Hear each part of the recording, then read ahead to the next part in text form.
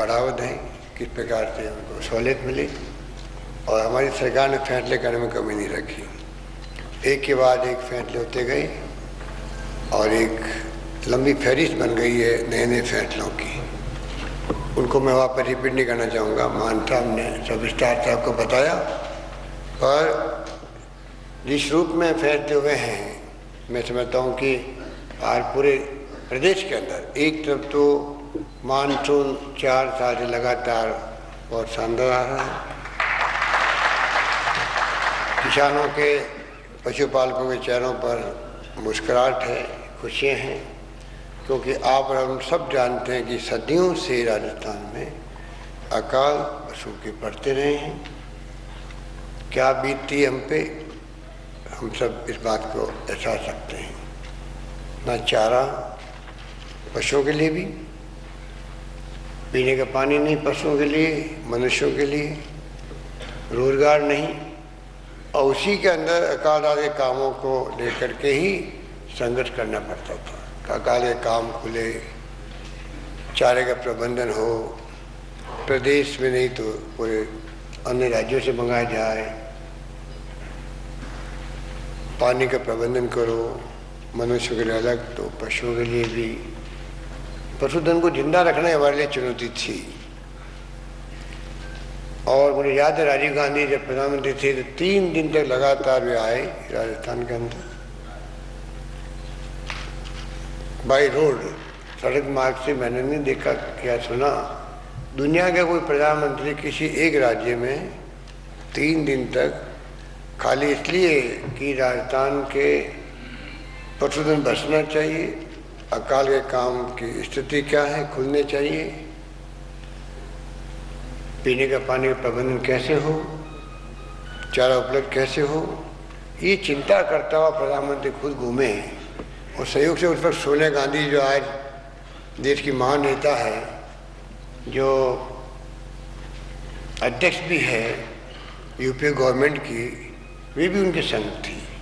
मैं उस वक्त यहाँ पर प्रदेश कांग्रेस कमेटी अध्यक्ष था, मेंबर पार्लियामेंट भी था, हरदीप जोशी जी मुख्यमंत्री थे। हम लोग लगातार उनके साथ रहे थे, इसलिए हर चीज़ की जानकारी। मैं 5 बार मेंबर पार्लियामेंट बना, केंद्र में मंत्री रहा 3 बार, एक गांव में घूमता था अकाल छूटे के वक्त में। इसलिए आज जो मैं फैसले करने के वक्त मेरे को सुझाव भी आता है या अपना अनुभव काम लेते हैं कि कैसे हम लोग घूमते थे तो क्या बीती थी पशुपालकों पर, किसानों पर, खेती और मजदूर पर, और गांव में क्या हालात होते थे। सैकड़ों लोग लगते थे एक साथ में मजदूरी करने के लिए। चिंतित होता था किसान खेती को लेकर के, फसल बर्बाद हो गई, बीज बर्बाद हो गया, कुछ भी नहीं मिला हम लोगों को।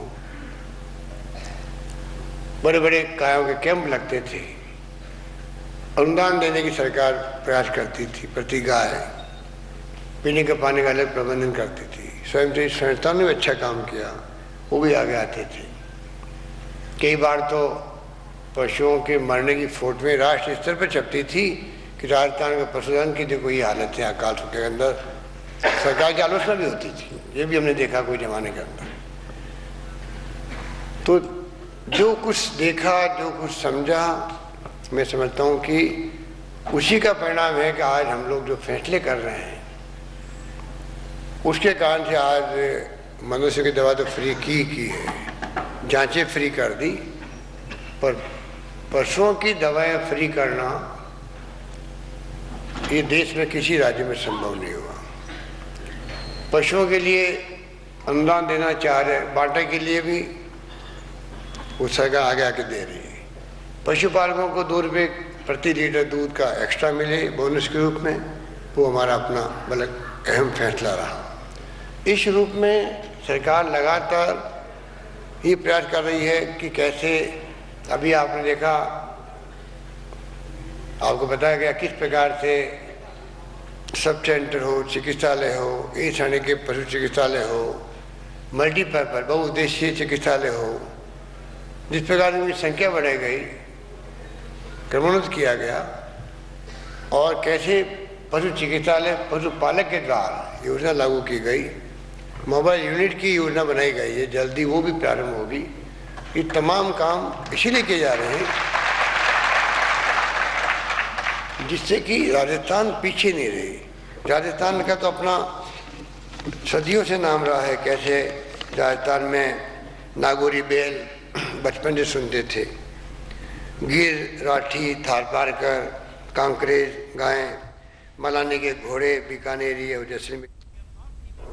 किसान हो चाहे मजदूर हो चाहे पशुपालक हो, जब हम जीडीपी की बात करते हैं, ग्रोथ रेट की बात करते हैं, आर्थिक विकास की बात करते हैं, आंकड़े ऊपर नीचे आते रहते हैं, उसमें हर तबके का, पशुपालन का भी, कृषि का भी, निर्माण कार्यों का भी, सेवाओं का भी उसमें योगदान होता है। इसके मायने हर व्यक्ति देश की सेवा करता है। एक मजदूर भी है, अगर इन्वेस्टमेंट आ गया 5,000 करोड़ का, बड़ी इंडस्ट्री लग रही है, तो क्या ये संभव है कि वो इंडस्ट्री, खाली बड़ी बड़ी मशीनें भी आ गई विदेशों से आजकल, तो सब कुछ हो गया, तब भी वो इंडस्ट्री, तब भी संभव नहीं है कि वो इंडस्ट्री बिना मजदूर के लग सके। मजदूर का उसमें हाथ लगेगा तो ये बिल्डिंग खड़ी होगी, इंडस्ट्री खड़ी होगी। इसके माने हुआ वो मजदूर जो है, जो जिंदगी में मजदूरी करता है, 55 साल की महिला को, 58 साल के पुरुष को मैं लिया, उसके बाद में उनका सही साथ नहीं देता है, तो जिंदगी में मजदूरी करी वो भी वो जीडीपी में ही काउंट होती है, देश के निर्माण में भी काउंट होती है, उसने देश की सेवा की है। अब उसका सही साथ नहीं देता है, सरकार उसके साथ खड़ी मिलेगी, ये हमने किया।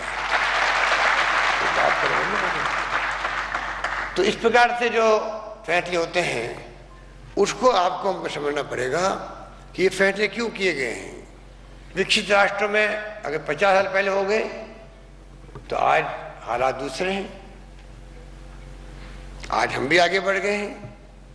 21st सेंचुरी का नारा दिया था राजीव गांधी ने, आज कंप्यूटर आ गए हैं, मोबाइल फ़ोन आ गए हैं। किसी ने कल्पना की थी ऐसा फ़ोन भी आएगा?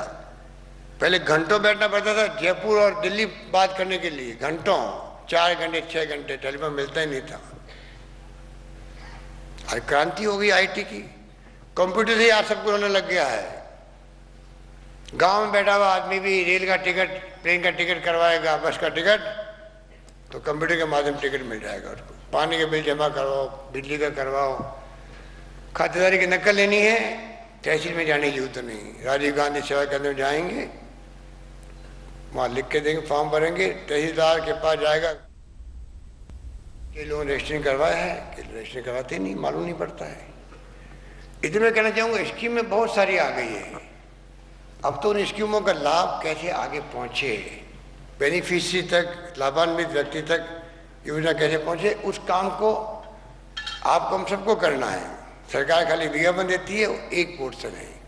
तो आम लोग, विशेष रूप से आप लोग जो सम्मान और सम्मानित हो रहे हैं, मैं हमेशा कहता हूँ कि आप जो आए हैं यहाँ पर, लाखों लोग बैठे हैं घरों में, पशुपालक भी तो हैं वो, तो आप ही क्यों आए हैं? क्योंकि आपको सम्मान प्राप्त हो रहा है, आप जागरूक हैं, आप जानते हैं कि पशुपालन का क्या महत्व है। इसलिए मैं आपसे अपील करना चाहूँगा, ऐसे लोगों को आगे आना चाहिए। जब कोई मौका लगे तो कैसे हम तमाम योजनाओं को, कैसे हम उसका लाभ दिलाएं उस गांव गरीब तक जो अनपढ़ भी है, जिसको ज्ञान नहीं है, जिसको जानकारी नहीं है, जानकारी में पहुँचाएँ। इस काम को हमें करना है।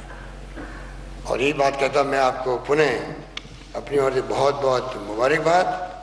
और मैं चाहूँगा कि ये जो आज सम्मानित हो रहा प्रोग्राम, सम्मान का प्रोग्राम, अगली बार सम्मान का प्रोग्राम जो हो मोड़क साहब, तो मैं तो चाहूँगा कि आधा दिन जो है तो एक सेमिनार की तरह हो, पशुपालक की खुद क्या भावना है, वो क्या सोचता है, उसको कम से कम वो सबके सामने रखें। दिन भर का प्रोग्राम हो, सम्मान समारोह भी हो, और साथ में संगोष्ठी भी हो, जिससे कि और ज़्यादा अच्छी सुझाव आ सके, उनको सरकार लागू कर सके। इस प्रकार की मंशा किसानों के सम्मान के लिए भी और पशुपालकों के सम्मान के लिए भी मैं समझता हूँ सरकार की है। ये बात कहता हुआ मैं अपनी बात समाप्त करता हूँ। धन्यवाद। जय हिंद।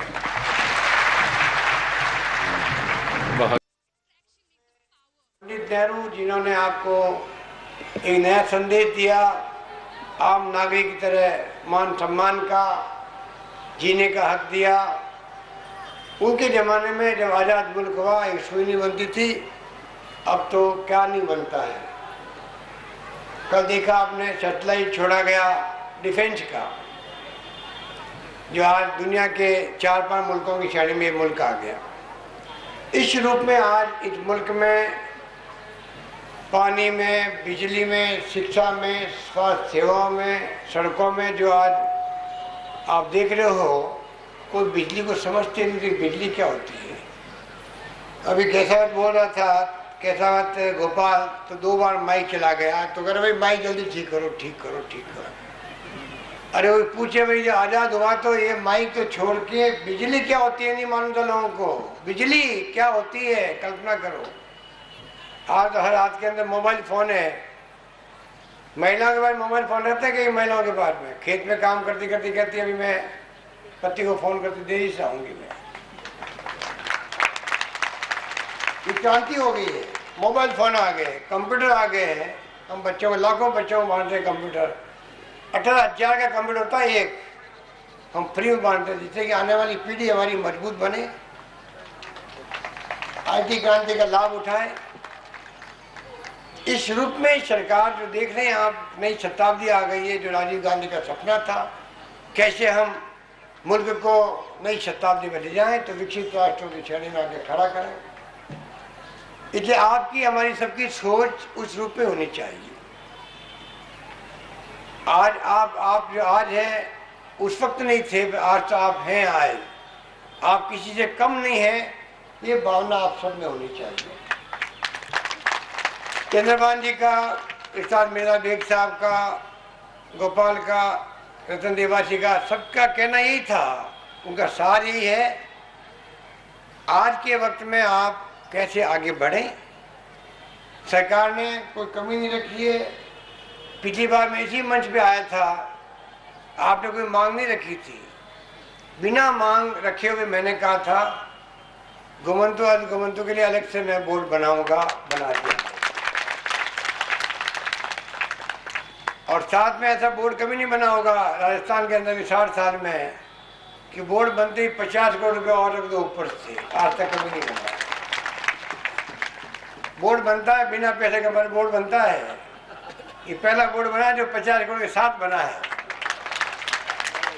उससे अंदाज लगा लें इस बोर्ड का महत्व क्या है।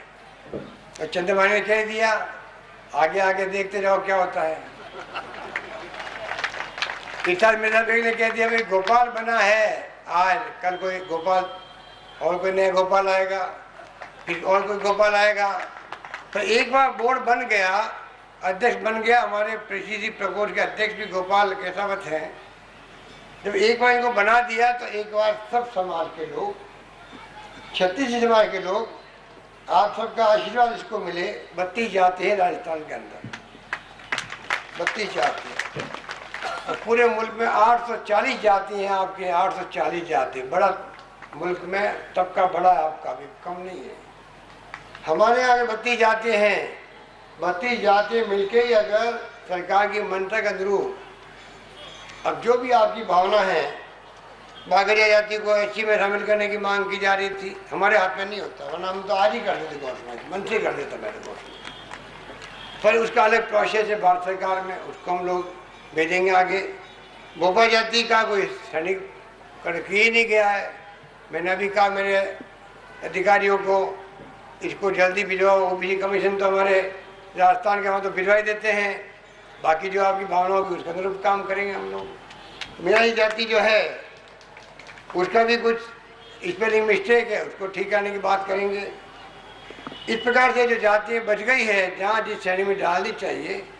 अब क्योंकि एक बोर्ड बनाने का मतलब क्या होगा, बोर्ड बनाने के मायने यही है, एक तो आप कोई मंत्री मिल गया आपको जिले में या पंचायत समिति में, आप ज्ञापन दे दो। मुख्यमंत्री मिल गए, उनको ज्ञापन दे दिया, गई 6 महीने की गई। फिर कभी मिल गए, कालू चौहान साहब बैठे हुए हैं, ये तो आपके लिए संघर्ष करते रहते हैं, फौजी आदमी हैं और हमेशा समर्पित है, प्रतिबद्ध है, तो ज्ञापन देते हैं और उसकी प्रक्रिया में बहुत टाइम लगता है। कि बोर्ड बनने का कोई ये नहीं कि राज्य मंत्री का दर्जा दे दिया गोपाल को, ये राज्य मंत्री दर्जा है आज इसके पास में, ये बहुत बड़ी बात है कि दर्जे के साथ में इसको बोर्ड बनाया गया है। पर आज इसकी ये हैसियत है, ये तो निमित्त मात्र है। गोपाल केसावत कुछ नहीं है। मैं क्या हूँ? मैं मुख्यमंत्री हूँ, राजस्थान में प्रथम सेवक हूँ, उस रूप में मैं काम करता हूँ। उसी रूप में गोपाल केसावत है, एक निमित्त है, ये एक पद मिला है बोर्ड के अध्यक्ष का। परंतु ये आप सबकी जो समस्याएं हैं, अब आपके बोर्ड के मेंबर बनेंगे अभी तो इसके साथ में, आप जो की समस्या जितनी भी है अलग अलग कौमों की, अब मुझे अभी चौहान साहब जो समस्या मुझे 1 साल पहले बता रहे थे, वो समस्या मुझे आज बता रहे हैं वापस। एक आदि बाबा मेरे कहीं मिले थे उदयपुर में, कहीं बताने का मिले थे, बता दी मेरे को। बोर्ड बनने का फायदा ये है, अब बोर्ड के दफ्तर में जाके बैठो, जाके उसकी बात करो, और बोर्ड का काम है कि जो चौहान साहब कह रहे हैं, कौन कह रहा है, उसकी बात को कैसे आगे बढ़ी कि नहीं बढ़ी है, कहाँ तक पहुँची है, कहाँ रुक गई है, कौन विभाग में फाइल आगे नहीं चल रही है, ये सब काम बोर्ड के अध्यक्ष का और पूरी कमेटी का होगा। इस रूप में बोर्ड को होना चाहिए। इसलिए मैं कहना चाहूँगा, एक बोर्ड बना करके आपको एक अधिकार दे दिया है सचिवालय के अंदर, कि सचिवालय में आपका कोई धनी धोरी अलग से है जो खाली इन कौमों की बात ही करेगा और कोई बात नहीं करेगा।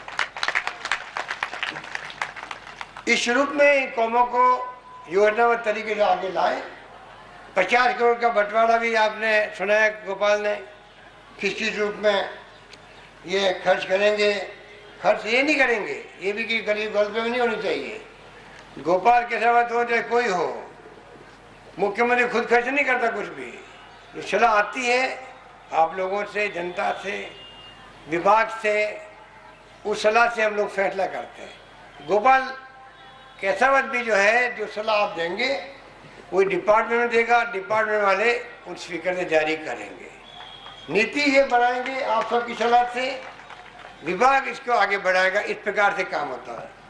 इसलिए मैं कहना चाहूँगा कि जिस रूप में काम शुरू करने का जो काम हाथ में लिया गया है, उसमें आवास निर्माण की बात की गई है, तो आपको मालूम है सरकार ने पहले से ही, पहले हम 50,000 रुपये देते थे जिनकी छत नहीं है गरीब लोगों की, अब बढ़ा के हमने 70,000 कर दी। एक पक्की छत सबकी होनी चाहिए। ये 7 संभव में छात्रावास बनेंगे। आप सोच सकते हो छात्रावास बनने के मतलब क्या होते हैं, हमारे विद्यार्थी जाके रहेंगे, नौजवान बच्चे। तो मैं कहना चाहूँगा, अगर कौम को आगे बढ़ाना है, कोई जाति हो, देश में अंदर क्या लेखनी चलती है, क्या साहित्य है, क्या कला वहाँ की है, कैसे कलाकार है, उसे देश की पहचान बनती है। इसलिए हमने आगे बढ़ कर के ये ध्यान रखा कैसे हम इनको प्रोत्साहन दें। इसलिए इस मुबारक मौके पर जो आपका मुक्ति दिवस का जलसा है, आप इतनी बड़ी तादाद में पधारे हो, जिस रूप में आप बैठे हुए हो, महिलाएं और सब लोग गर्मी में बैठे हुए हैं। मानसून जो है शानदार आ रहा है। आज गर्मी पड़ रही, हो सकता है कि 25 दिन में बरसात लगातार आई जयपुर में, अब वापस हो सकता है बरसात वापस शुरू हो जाए। 4 साल से अच्छा मानसून है, अच्छी फसलें हो रही राजस्थान के अंदर, सब लोग खुश हैं, पूरे प्रदेशवासी। आपको मैं अपील करना चाहूँगा, आपके काम अलग अलग तरीके के हैं, पर आज आपके लाखा जी का नाम लिया अभी इरशाद भाई ने, वो अगर नाम कमा सकते हैं गुजरात के अंदर। देवासी बेटे हमारे चैतन्य देवासी रेवारी कहलाते हैं, रायका कहलाते हैं, इनके मेंबर पार्लियामेंट बन सकते हैं गुजरात के अंदर। सागर भाई रायका, मेंबर पार्लियामेंट थे, और भी कई लोग बड़े पदों पे आते हैं। राय का समाज बड़ा आगे बढ़ा हुआ गुजरात में। महाराष्ट्र जैसे प्रदेश में जो कॉमर्शियल कैपिटल देश की कॉमर्शियल कैपिटल है महाराष्ट्र, बम्बई। आप कल्पना करो, वहाँ हमारे दो मुख्यमंत्री बंजारा हुए हैं, वसुंधरा नाइक और सुधाकर राव नाइक। तो आप कल्पना करो अभी जो आपकी सोच है। हम नवजीवन योजना बनाई हम लोगों ने, जिसके माध्यम से हमने जो जातियाँ ऐसी है जो शराब बनाती है, कई बार कोई घटना हो जाती है, हमने कहा वो सब काम छोड़ो, आपके लिए अलग से हमने बजट रख दिया है।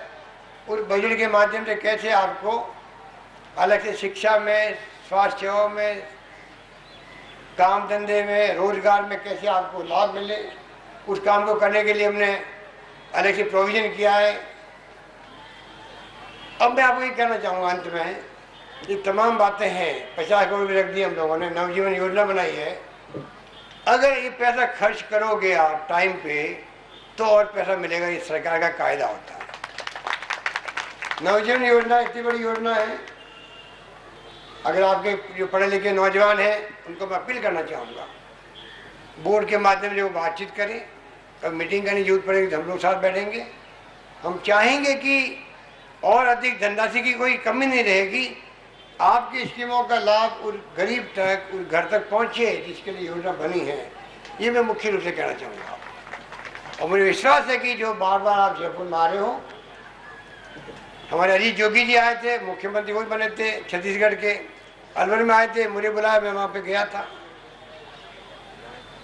इस रूप में समाज के जो लोग आपकी पैरवी करते हैं, दिल्ली में हैं, जयपुर में हम लोग बैठे ही हैं, अध्यक्ष जी हमारे चंद्रमान जी हैं, तो कोई कमी नहीं रहेगी। आपके वकील बन के हमेशा हम खड़े मिलेंगे आपको, ये मैं आपको विश्वास दिलाना चाहता हूँ। अंत में कहना चाहूँगा, एक तो बात मुझे कहा गया बोर्ड में 50 लाख रुपए रखे हैं कलाकारों के लिए भी, तो अच्छी बात है। अब मैं आपसे ये अपील करना चाहूँगा, गोपाल कैलाश को कहूँगा कि तमाम साथियों से बात करके सब लोगों को साथ लो, सब जातियों के लोगों को भी, और ये प्रयास करो आने वाले वक्त में अपने समाज में शिक्षा को लेके कैसे जागरूकता बढ़े, शिक्षित समाज हो, उसके लिए अभियान चले।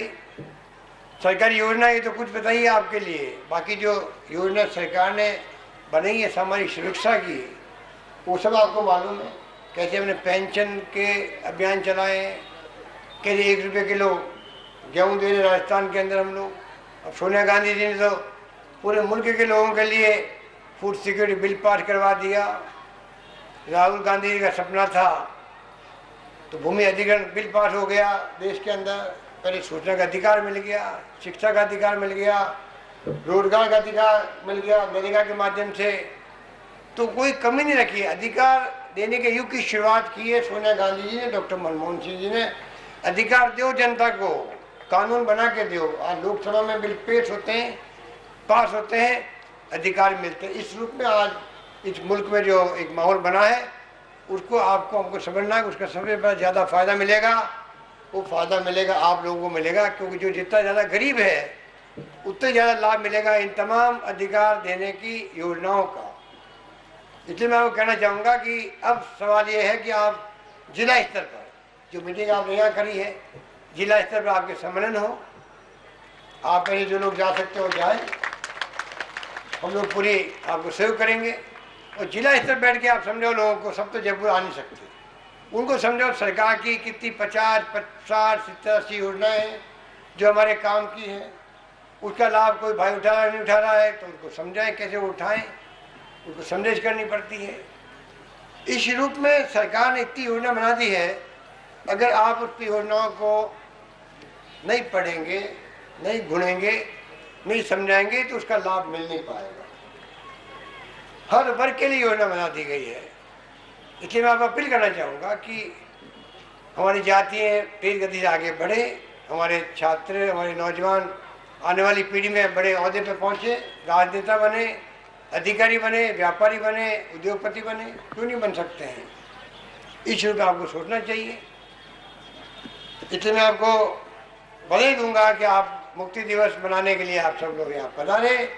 आपके नेताओं ने बहुत मेहनत करी और मुझे खुशी है कि हमारी बहनें माता भी यहाँ बैठी हुई है, इनके लिए कोई उन्होंने कमी नहीं रखी है सोनिया गांधी जी ने इस रूप में जो आज माहौल देश में बना है। और राहुल गांधी अब उपाध्यक्ष बन गए कांग्रेस के, कांग्रेस पार्टी को नए सिरे से वो मजबूत कर रहे हैं। मैं आपको अपील करना चाहूँगा कि आप लोग नौजवान यूथ कांग्रेस में, छात्र लोग NSY में, और आप सभी लोग जो कांग्रेस के मेंबर नहीं हैं, कांग्रेस आपकी अपनी पार्टी है, उसके आप सदस्य बने और आने वाले वक्त में नई सिरे से जो कांग्रेस संगठन मजबूत हो रहा है उसमें आपकी भागीदारी हो। कांग्रेस पार्टी ऐसी पार्टी 36 कौम को साथ लेकर चलने वाली पार्टी है, जिसके लिए सोनिया गांधी जी ने कहा कांग्रेस का हाथ आम आदमी के साथ, कांग्रेस का हाथ गरीब के साथ। इस कहने के मायने होते हैं, आप समझ सकते हो इसके मायने क्या होते हैं। पार्टी का चुनाव चिन्ह वो गरीब के साथ में है। चलिए सीधा रुक रहे हैं मध्य प्रदेश। मंत्री अशोक गहलोत एक कार्यक्रम में शिरकत कर रहे हैं। मुझे खुशी है कि आज जयपुर बार काउंसिल में एडवोकेट भवन के इस शिलान्यास समारोह में आने का हम सबको अवसर मिला और जैसा भी कहा गया कि ये पूरा विश्वास है कि भवन समयबद्ध बन के तैयार होगा और इसका लाभ आने वाले वक्त में अधिवक्ताओं को मिल सकेगा। शिलान्यास होना एक बात है, शिलान्यास के बाद में न्याय किस प्रकार से वो काम पूरा हो वो आवश्यक भी है। और इसलिए आवश्यक भी है कि जब हमारे सिंघवी साहब दिल्ली से पधारे हैं, सुप्रीम कोर्ट के जज साहब के हाथों से जब कोई काम शुरू करवाया जाए तो और बड़ी जिम्मेदारी बढ़ जाती है कि हम कैसे बार काउंसिल इस काम को पूरा करें। और मुझे यकीन है कि इस काम को समयबद्ध तरीके से पूरा किया जाएगा। सरकार ने पहले भी कमी नहीं रखी, जितना भी संजय शर्मा जी ने खुद ने कहा, वो तो एक गलत फहमी समझ लीजिए आप कि किस रूप में क्या एपिसोड हो गया, एक दुर्भाग्यपूर्ण घटना हो गई। उससे मांगने आए 50 लाख और मैंने दिए 11 करोड़, तब भी एक विवाद पैदा हो गया। और विवादों का और वकीलों का रिश्ता लगता मुझे राजस्थान का, क्योंकि राजस्थान में जो अधिवक्तागण स्ट्राइक करते हैं उसके लिए रिसर्च करने की आवश्यकता है। ये अनुभव मुझे व्यक्तिगत रूप से भी हो रहा है और मेरे ख्याल तमाम हमारे मित्रों को भी हो रहा होगा, चाहे जजेज हो चाहे वो अधिवक्ता हो, सबके लिए रिसर्च की विषय है कि राजस्थान के अधिवक्ता स्ट्राइक क्यों करते हैं। इसमें कोई कोई व्यक्ति आगे आए, PhD करे और फाइंडिंग प्रस्तुत करे जज साहब को, सीधे साहब को, जैसे भविष्य में कम से कम स्ट्राइक होना समाप्त हो जाए।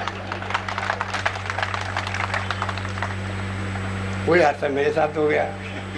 मेरे घर पे आए, मैंने कहा मैं खुद अधिवक्ता हूँ, आपके परिवार के सदस्य हूँ, आप निश्चिंत रहो। कहने से अभी आप तो घोषणा कर दो। मैं कहूँ मैं कर नहीं सकता था, क्योंकि बजट पेश जब होता है तो पूरे देश में चाहे कोई राज्य हो, केंद्र हो, बजट के पहले कोई बात बोल नहीं सकता और बजट के दिन कोई प्रोसेस निकलता भी नहीं, क्योंकि उसके पहले धरना प्रदर्शन हो जाते हैं। अब इंतजार करते हुए आज बजट में क्या घोषणा करेंगे वित्त मंत्री। हमारे साथियों ने, जैसे मैंने कहा, इसलिए रिसर्च होनी जरूरी है कि उस दिन भी प्रोसेस निकाल दिया। मैं बड़ा अंदर बजट पेश कर रहा हूँ, बड़ा खुश हो रहा हूँ। आज वकील समुदाय कितने खुश हो रहे होंगे। राजस्थान में 11 करोड़ मैंने घोषणा कर दी, मैं तो खुश हो रहा हूँ। और जब बाहर आता हूँ मालूम पड़ता था वो तो लाठीचार्ज भी हो गया है, अस्पताल भी लोग चले गए हैं और सब कुछ हो गया है। तो वो घटना एक के बाद एक होती जा रही है। अब सिंघवी साहब हमारे, क्योंकि आप सब जानते हैं कि जो उनका संदेश रहता हमेशा आप सबके लिए, आप सबको वो किस रूप में सम्मान भी देते हैं, अपना भी समझते हैं। तो उनकी मौजूदगी में मुझे कहने में अच्छा भी लगता है। ये हो सकता है कि आने वाले वक्त में नए सुकून के साथ में नई शुरुआत आज के बाद में हो सके, और जो होना आवश्यक भी है। आज आप कहते हैं कि बार काउंसिल ऑफ इंडिया में राजस्थान नंबर 1 है वेलफेयर फंड के अंदर। मुझे अच्छा लगा सुनकर के। जब कभी मुझसे कोई बात करना आया एसोसिएशन वाले या बार काउंसिल वाले, मैंने यही कहा कि आप वेलफेयर के लिए क्या करते हो, वकीलों के लिए बताओ, कितना पैसा हमें देते हैं। मुझे अच्छा लगता है कि आपने अभी 1 लाख 2.5 लाख कर दिया। अभी मैं तो सब बोल रहे थे जितना दे उतना कम है, क्योंकि कई वकील उस रूप में प्रैक्टिस कर नहीं पाते हैं जो कि सबकी प्रैक्टिस होती है, हो नहीं पाती है। इसलिए मैं चाहूँगा राजस्थान के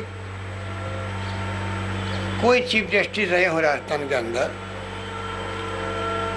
मेरे ख्याल से किसी मुख्य न्यायाधिपति ने कोई शिकायत नहीं की होगी सरकार से, चाहे मैं पहले मुख्यमंत्री था तब भी, अब भी।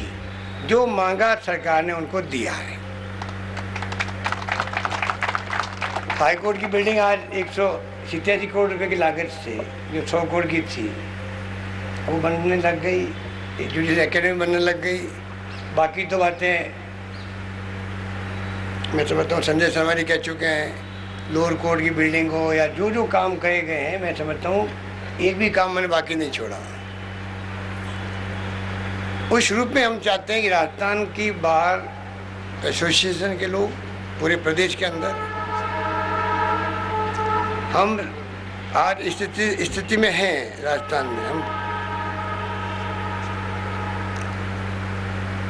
किसी भी राज्य के मुकाबले हम पीछे क्यों रहें, हमारी ये सोच होनी चाहिए। कोई राज्य हो, वहाँ के जो अधिवक्ताओं को सुविधा मिलती है, वहाँ के जो इंफ्रास्ट्रक्चर के काम है, लोअर कोर्ट्स के भी होते हैं, कई बार समस्या आती है, उन सब में सरकार क्या सहयोग कर सकती है, उसमें मुझे चाहे पक्षकार हो चाहे अधिवक्ता हो, उनके लिए जो सुविधाएं आप मांगेंगे मुझे देखे खुशी होगी।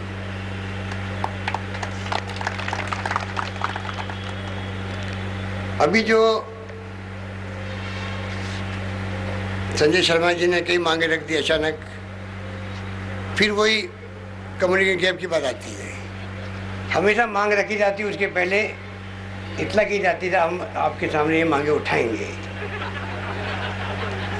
आज जब मैं जाऊंगा तो आप और बकरा खड़ा कर दोगे, तुम्हारा कुछ देखे ही नहीं गए साहब। तो मैं आपको कहना चाहूँगा कि कायदे की बात होती है, वो कायदे की बात में कहीं कहीं गैप हो जाता है। मेरी भावना आपके साथ में, आप दिमाग में रखें हमेशा। इसीलिए जब मैंने सीएम हाउस में कहा था कि आप निश्चिंत रहना बस, फिर मुझे पूछा था हम जो स्ट्राइक करें उसका क्या करें, वो मैं कहा आप खुद के ऊपर है, लोकतंत्र है।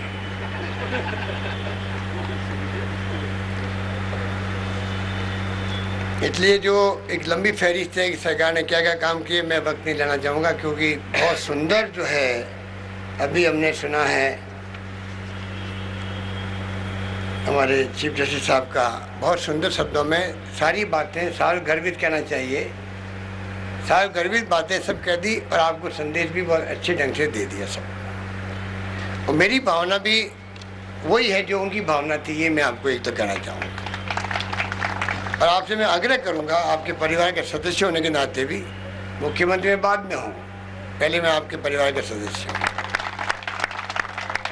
जब आप खुद कहते हैं, संजय शर्मा जी कह रहे थे आप हमारे मुख्यमंत्री अधिवक्ता के रूप में आगे आके बने हैं, तो मेरा भी अधिकार आपके ऊपर कहने का कि कृपा करके आप कोई न कोई हवन करवाओ, कोई कुछ करवाओ जरूर आप, मत उसके बगैर काम नहीं चलने वाला है। क्योंकि मेरा दिमाग में सब काम, मेरा दिमाग सब जगह काम करता है, आपकी स्ट्राइक पे काम नहीं करता। पहले भी ऐसा ही हुआ, अभी वो हमारे जीएस सिंह बाबरा बैठे हुए हैं, एक स्ट्राइक हो गई, सुसाइड केस था वकील का किसी का, और वो जो जिस रूप में होता है, जो उसके बारे में मैं कमेंट कर चुका हूँ जब दलील भंडारी साहब आए थे, वापस रिपीट नहीं करूँगा। वो भी एक दुर्भाग्यपूर्ण घटना थी। कोई मर जाए तो कितना बड़ा दुख होता है, तो उसको आप स्ट्राइक का रूप दे दो, कानून को हाथ में ले लो, और फिर समझौता कराने के लिए सीधे साहब भी और भंडारी साहब भी सब लग गए। अभी तक 1.5 लाख रुपये इनके लगे हुए हैं। जो वादा करके गए थे वकील समुदाय का हम चंदा करके देंगे, वो चंदा आज तक अधूरा ही है। क्या बताइए मुझे, आप क्या मैसेज आता है, क्या मैसेज आता है? आप इतने विद्वान लोग हैं, उसके बाद में स्थिति बन गई। अभी और स्ट्राइक हो गई। अरे गणेश जी को दूध पिलवाने वाली बातें मैंने सुनी है देश के अंदर। अफवाहें ऐसी फैलती है कि गणेश जी दूध पी रहे हैं पूरे देश के अंदर। तो अभी जो स्ट्राइक आपकी हुई है जयपुर की, जोधपुर की, उदयपुर की, कोटा की, ये तमाम गणेश जी दूध पिलाने वाली स्ट्राइक ही थी। कुछ समझ में नहीं आता भाई। मुझसे मिलने आप आते हो, मैं कहता हूँ भाई मेरे पास कोई सरकार में प्रस्ताव नहीं है हाईकोर्ट बेंच का जाने का आने का। खीजे साहब कहते हैं कि मेरे पास कोई ऐसा चर्चा में नहीं है। आपके आग्रह पर मैं बात करता हूँ लॉ मिनिस्टर से दिल्ली के अंदर, सिब्बल साहब से, वो कहते हैं हमने कभी सोचा ही नहीं, अभी कोई बात यहाँ पे है ही नहीं। और मैं ब्रीफ करता हूँ हमारे वकील समुदाय को कोटा के अंदर, भाई मैंने लॉ मिनिस्टर से बात कर ली, सीधे साहब से बात कर ली, कोई प्रस्ताव नहीं है। तब भी स्ट्राइक खींचती गई। कुछ समझ में नहीं आता मेरे तो। कृपा करके आप मुझे समझाने का कष्ट करें तो मैं दूसरा काम अच्छी गवर्नेंस का कर सकूं। आप वकील समुदाय हो, आपके पास तर्क हैं, आप मुझे कन्विंस करेंगे, मुझे खुशी होगी। मैं भी आपके हो सकता है आपकी कुछ मांगों के बारे में आपका समर्थन करूं, पर ये मेरी समझ के बाहर है कि राजस्थान के वकील समुदाय इस प्रकार स्ट्राइक कैसे करते हैं। कितना तकलीफ होती होगी पब्लिक को, आपको उसकी तरफ भी देखना चाहिए। आपके पक्षकार आपके हैं, कैसे उन पर बीतती होगी, कितनी बार वो चक्कर लगाते होंगे। पिछली बार स्ट्राइक हुई थी हाईकोर्ट बेंच को लेके, 3-3, 4-4 महीने बीकानेर में, कोटा में, अजमेर में पता नहीं, टंडन साहब बताते हो नहीं हुई। आप पता 3-3, 4 महीने स्ट्राइक चली वहाँ पे भी। ऐसा कोई क्या तरीका हो भाई? आप सिंबॉलिक धरना देते हैं, सिंबॉलिक प्रेजेंट करते हैं, सिंबॉलिक स्ट्राइक भी करते हैं, ये समझ में आती बात को, पर ये समझ नहीं आती 3-3, 4 महीने उदयपुर के अंदर भी। तो ये मेरे लिए अच्छा अवसर था कि मैं अपनी दिल की बात आपको कहूँ। और मुझे अच्छा लगा सीधे साहब ने बहुत ही सुंदर शब्दों में, मैं फिर रिपीट करूँगा कि हिंदी में उन्होंने अपने वक्तव्य और बातें कही। मैं लंबी बात नहीं करना चाहूँगा, आपको विश्वास दिलाऊँगा अधिवक्ताओं के लिए भी, पब्लिक के लिए भी, जो आपने कहा कि उनको बैठने करने में तकलीफ भी होती है। जो भी आपने संजय शर्मा जी ने जो सुझाव दिए उस पर मैं इसको परीक्षण कर पाऊँगा। आप निश्चिंत रहो, जो संभव होगा। इस भवन के बारे में कहा गया है, हमने आपको जब जो घोषणा की बजट के अंदर आपने कहा कुछ पैसा हमें मिल जाए भवन के लिए, उसको मैं फाइनेंस दिखवाता हूँ। जो भी संभव होगा, आज तो MLA MP सबके पास फंड होते हैं, तो मैं चाहूँगा कि भवन टाइम पे बन जाए। मैं आपसे यही अपील करना चाहूँगा कि ये भवन जब शुरू हो गया है सिंघवी साहब के हाथों, तो इस भवन भी टाइम पे बने।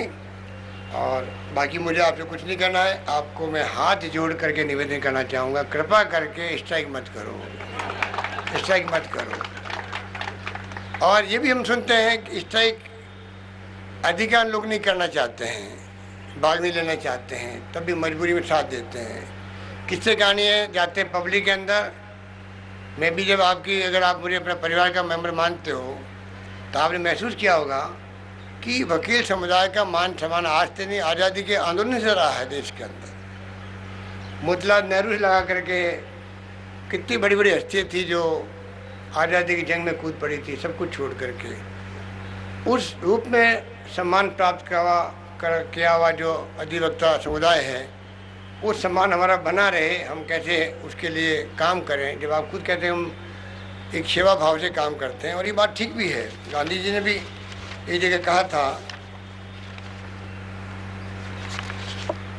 गांधी जी ने कहा था कि न्यायालयों में से भी बड़ा एक न्यायालय है, और वह है अंतरात्मा का न्यायालय। एक और उनका कोट मैं पढ़ना चाहूँगा। राष्ट्रपिता महात्मा गांधी ने भी अपनी आत्मकथा में आउट ऑफ कोर्ट सेटलमेंट का उल्लेख करते हुए लिखा है कि वकील का सच्चा धर्म ये होता है कि वह पक्षकारों का आपस में मिला है। मैंने वकालत के 20 वर्षों में सैकड़ों मामलों में पक्षकारों के निजी समझौते करवाए हैं, इन समझौतों को करवाने में मेरा कोई नुकसान नहीं हुआ और पक्षकारों का एक पैसा भी खर्च नहीं हुआ। मुझे आत्मसंतुष्टि मिली। ये तमाम बातें अपनी जगह मायने रखती है, पर मैं आपसे निवेदन करना चाहूँगा कि राजस्थान सरकार आपके साथ खड़ी है और पब्लिक की निगाह के अंदर हमारी क्रेडिबिलिटी बनी रहे। आप हर काम वो करें जिससे कि हमारी अपनी क्रेडिबिलिटी और बढ़ती रहे, बढ़ती रहे, बढ़ती रहे, और सरकार आपके संग आपको हमेशा खड़ी मिलेगी, ये मैं आपको विश्वास दिलाता हूँ। धन्यवाद। जय हिंद।